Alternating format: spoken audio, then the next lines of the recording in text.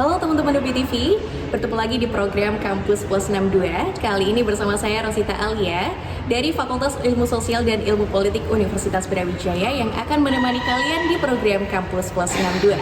Tapi sebelum itu, teman-teman udah pada tahu belum ya FISIP itu apa?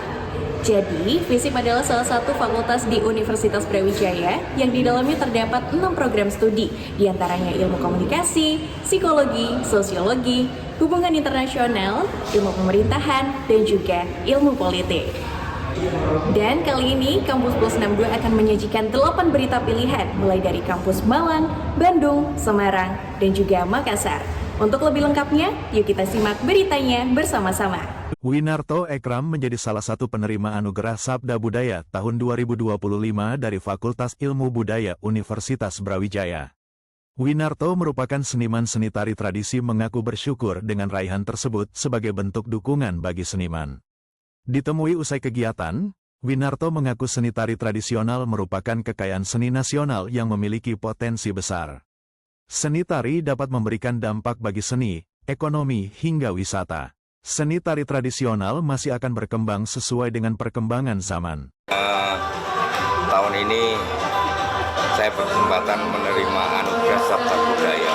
Bagi saya itu sangat menarik dan luar biasa. Tentunya itu menjadi pendorong saya untuk lebih berkiprah lagi supaya lebih aktif lagi berkarya tari. Kira kalau untuk di dunia tari sendiri, seni tradisi sendiri, ini apa yang menjadi tantangan saya, kendala tantangan saya? Ya, saya melihat bahwa kesenian tari memang persoalan global itu lebih tinggi ya, sehingga kesenian tari tradisional itu menurun, dampaknya sangat menurun. Nah, itu yang menjadi tantangan besar sebetulnya bagi kita para pelaku kesenian, khususnya tari. Bagaimana menjaga ritme tari itu bisa berkembang terus dan menjaga kelestariannya, itu yang terpenting. Ada harapan lagi Mas Win? Harapannya ke depan tari itu lebih berkembang, lebih lestari, tentunya dengan mengikuti kebudayaan yang dari hari ke hari itu kan selalu harus berkembang, harus selalu kita ikuti. Tidak bisa kita punya standar yang pakem, standar yang kaku gitu, sehingga kita harus luas menjaganya agar supaya tetap berjalan, mengikuti zaman yang terus berkembang. Seni tari tradisional diharapkan dapat semakin berkembang sebagai bagian dari kekayaan nasional yang nantinya akan memberikan dampak bagi berbagai sektor yang berkaitan dengan seni budaya. Seni mural yang kreatif dan edukatif dipraktekkan oleh siswa Sekolah Menengah Kejuruan Negeri 4 Kota Malang. Para siswa dengan dibimbing oleh guru mendesain mural sebelum dipasang di luar ruang.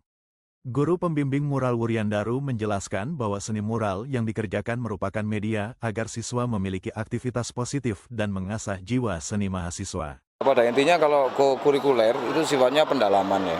Pendalaman dari kegiatan intrakurikuler untuk pengembangan karakter sebenarnya. Pada intinya poinnya di situ aja. Jadi harus bersinergi antara intrakurikuler dengan kokurikuler. Sekali lagi, kokurikuler sifatnya pendalaman, pemantapan, dan pengembangan. Gitu aja. Baik Bapak, mungkin bisa dijelaskan Pak terkait dengan mural yang ada di Labana ini. Apakah ada tema-temanya sendiri Bapak dari setiap kelompok ini Bapak? Yang jelas kalau tema kita mengikuti dimensi profil pelajar Pancasila. Intinya itu ya, yang mandiri, kreatif, bergotong royong, dan segala macamnya itu. Kalau mural kita pilih sebagai kegiatan itu adalah bentuk untuk mengembangkan ekspresi anak-anak. Jadi seperti diketahui usia remaja memiliki energi besar untuk berekspresi, kemudian untuk mengembangkan dirinya. Salah satu kegiatan yang paling diminati salah satunya adalah mural atau melukis di dinding. Kebetulan karena media dinding di atas itu sangat terbatas, di luar itu terbatas. Medianya kita gantikan dengan media kecil-kecil dulu. Kalau kita menggunakan media partisi ya di sini ya. Ya nanti notabene akan dipasang di depan, artinya di dinding. Kita akan tetap pasang di dinding. Secara teknis kita pengerjaannya ada di dalam. Nanti ketika ini sudah selesai atau final kita taruh di luar. Kegiatan pembuatan mural ini diminati oleh siswa karena para siswa dapat mengekspresikan berbagai ide dan kreativitasnya melalui mural. Seni mural ini juga dapat menjadi media ekspresi pendapat, ide, gagasan siswa dalam mencermati berbagai isu sosial yang ada.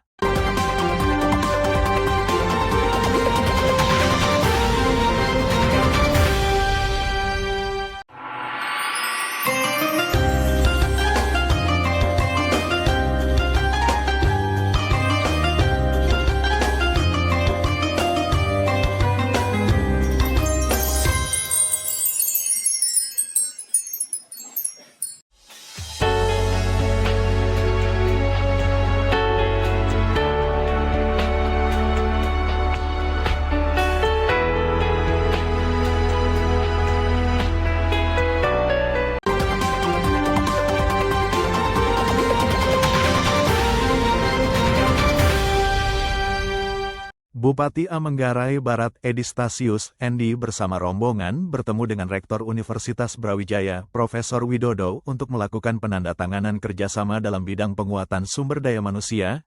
Dalam kesempatan tersebut, Edistasius Endi menjelaskan bahwa kabupaten yang dipimpin olehnya memiliki sumber daya alam yang belum diolah secara maksimal karena keterbatasan sumber daya manusia. Bupati berharap mendapat dukungan dari Universitas Brawijaya akan sumber daya manusia staf dan warga dapat meningkat melalui program kerjasama. Tentu kami menyampaikan terima kasih kepada Pak Rektor beserta seluruh jajarannya. Hari ini ya kami diterima ya dan kami menandatangani MOU antara pemerintah daerah Kabupaten Manggarai Barat dengan Universitas Brawijaya Malang. Tujuan ini dilakukan MOU ya. Yang pertama ya, lagi-lagi kami sadari bahwa untuk kemajuan kabupaten yang kami pimpin supaya rakyatnya sejahtera, pemerintah daerah tidak bisa berjalan sendiri. Kami butuh kolaborasi, kami butuh kerjasama ya agar pihak kampus dalam hal ini Brawijaya mentransfer ya ilmu pengetahuannya baik kepada staf saya maupun rakyat yang ada di Manggarai Barat. Terima kasih. Wadahnya kan sudah dibuat yaitu MOU ya. Sebentar lagi kami akan ke Fakultas MIPA untuk tanda tangan PKS ya operasionalnya. Dan berharap bahwa tidak hanya MIPA, ya pertanian, peternakan, maupun di informatika, begitu juga di kedokteran, kepariwisataan, ya supaya teman-teman dari Brawijaya ya bisa membagi ilmu pengetahuannya ke rakyat Mabar termasuk ke Selain itu, Edistasius Endi juga akan bergerak cepat dengan menggandeng berbagai fakultas yang ada di Universitas Brawijaya, sehingga nantinya kerjasama dan transfer teknologi dapat berjalan dengan lebih cepat.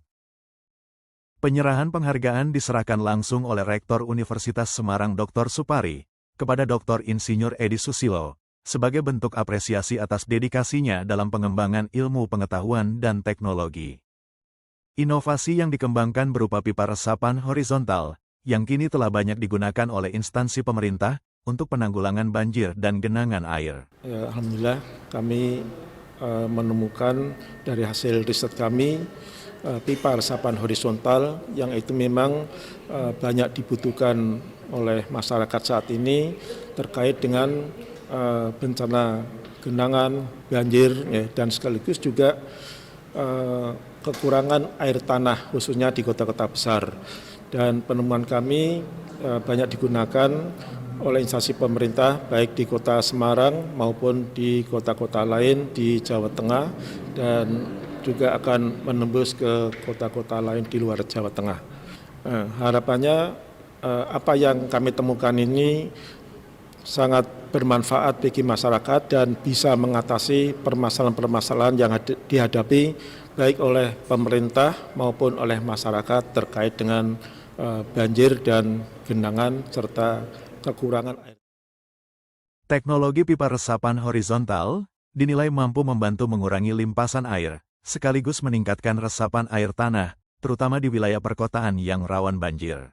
Melalui penghargaan ini, Universitas Semarang berharap akan semakin banyak inovasi yang lahir dari para peneliti kampus, dan dapat dihilirisasi, sehingga langsung dirasakan manfaatnya oleh masyarakat. Dari LPPM juga memberikan reward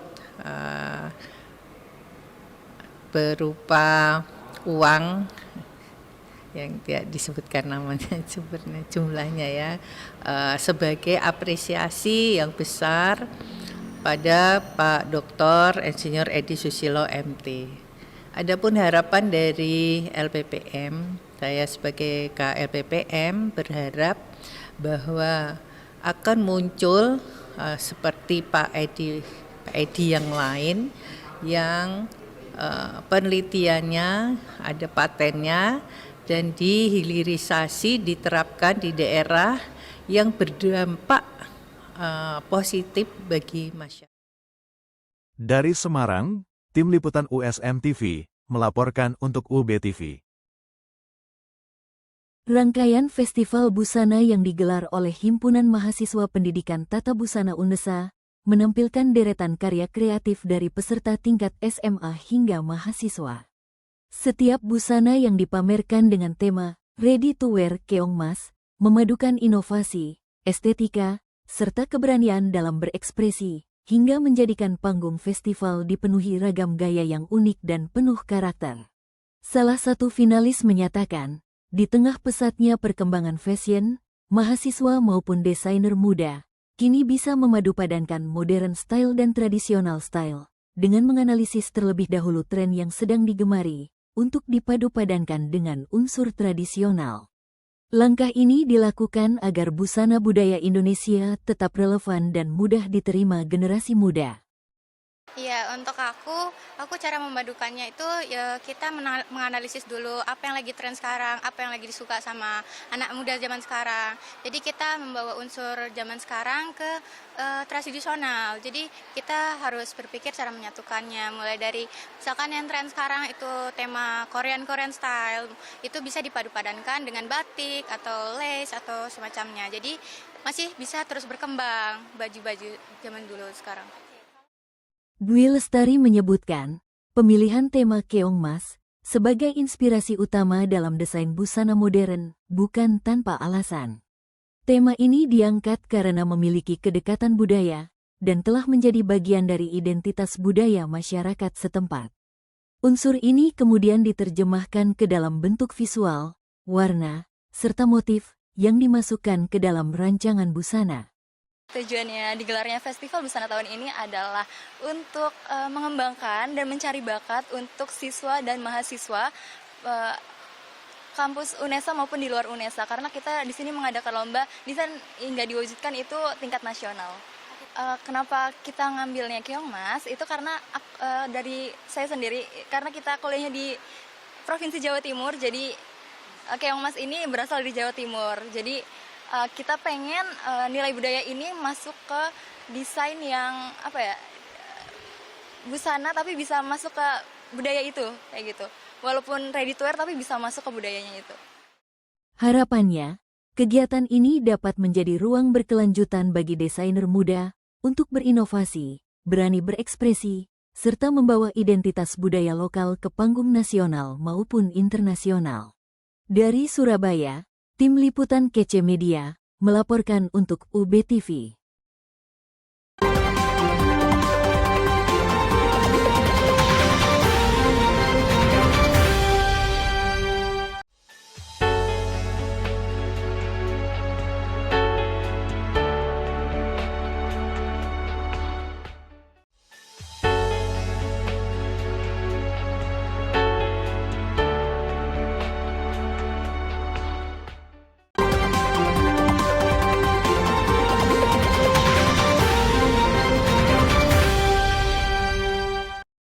Universitas Hasanuddin menggelar kuliah umum di Aula Profesor Amiruddin, Fakultas Kedokteran Universitas Hasanuddin, Rabu 26 November 2025. Sebagai pembicara dalam kuliah umum itu, Dr. Haris Syahbudin, Kepala Pusat Perakitan dan Modernisasi Pertanian Tanaman Pangan. Ratusan mahasiswa peserta PIMNAS dari berbagai kampus dan jurusan hadir mengikuti kuliah umum tersebut. Di kesempatan itu, Haris menyampaikan jika Indonesia memiliki potensi lumbung pangan strategis, seperti lahan rawa dan iklim tropis yang sangat mendukung, namun masih dihadapkan pada tantangan perubahan iklim, gejolak harga global, aspek distribusi, serta alih fungsi lahan. Menurutnya, transformasi pertanian harus didorong melalui modernisasi, mulai dari varietas unggul, mekanisasi, Internet of Things, hingga pemanfaatan artificial intelligence. Jadi apapun namanya industri pertambangan itu tidak lepas dari teknologi. Nah, yang untuk mengembangkan teknologi ke depan itu adanya di para akademisi. Gitu. Jadi kami sangat mengharapkan adanya bentuk kerjasama berkelanjutan dengan perguruan tinggi yang ada di Indonesia. Ya, termasuk ini khususnya dari Unhas. Karena di Unhas ini ada 2 yang di sini. Ada 2 anggota holdingnya Menaidi, ada Antam, dia juga nikel, kemudian ada Vale, dia juga nikel. Kekayaan di Sulawesi itu, khususnya Sulawesi Selatan, itu nikel. Nah, itu kita perlu lakukan riset, pengembangan supaya teknologinya kita jangan kalah dengan negara-negara yang banyak mengambil kekayaan kita, khususnya di masalah nikel. Jadi kehadiran kami di sini mengajak dan mengundang kalangan perguruan tinggi supaya bisa kita bekerja sama mengembangkan kekayaan alam kita supaya bisa bermanfaat untuk kesejahteraan masyarakat dan bangsa. Haris menambahkan, program prioritas Kementerian Pertanian, mulai dari redistribusi alat dan mesin pertanian, penguatan akses dan tata kelola pupuk bersubsidi, peningkatan sistem irigasi, hingga hilirisasi komoditas pertanian. Ia pun menegaskan peran generasi muda dalam mengintegrasikan teknologi dan gagasan baru ke dalam sektor pertanian, serta menyambut pelaksanaan PIMNAS ke-38, di mana karya ilmiah mahasiswa diharapkan dapat dikembangkan hingga ke jenjang pendidikan selanjutnya. Haris berharap kuliah umum ini dapat mendorong mahasiswa untuk terlibat aktif dalam pemberdayaan pangan, serta memandang sektor pertanian sebagai ruang inovasi strategis bagi masa depan Indonesia. Dari Makassar, Tim Liputan Unhas TV melaporkan untuk UB TV. Konser Gemerlap November yang digelar oleh Unit Kegiatan Mahasiswa Orkestra Unpad menarik perhatian ratusan penonton. Project Officer Kegiatan, Andi Nafira Zahra Nabila, mengatakan konser tersebut merupakan kegiatan tahunan yang menyajikan konsep berbeda tiap tahunnya. Kayak konser Gemerlap 2025 ini tuh ajang tahunan, Kak. Jadi kayak setiap tahun tuh pasti ada konsernya. Lalu tema sekarang tuh di kita angkatnya indie. Indie tuh sebenarnya adalah musik yang dibangun atau dibuat secara individu gitu, nggak ada label-label tertentu. Di bawah arahan konduktor Edi Karadiaudin Jawas, Orkes Unpad berhasil membawakan serangkaian lagu lintas zaman, membuat ratusan penonton yang hadir terpukau dengan penampilan tersebut.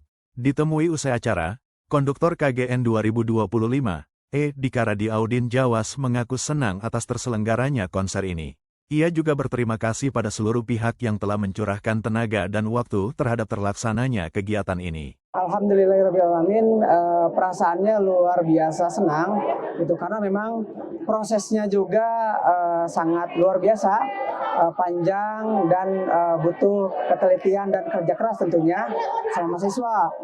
Bukan hanya mahasiswa yang tergabung ke dalam orkestra ini aja, enggak, tapi seluruh mahasiswa Unpad menjadi panitianya, dan alhamdulillah terselenggara hari ini, dan juga beberapa penonton sangat puas. Mungkin ya saya harap semuanya puas ya, terbukti dengan tiket yang sold out. Konser yang menjadi agenda rutin tahunan ini merupakan wadah utama bagi para anggota Orkes Unpad dalam menyalurkan minat, bakat, dan hasil latihan selama berbulan-bulan. Dari Bandung, Jawa Barat, Tim Liputan Divya TV melaporkan untuk UB TV.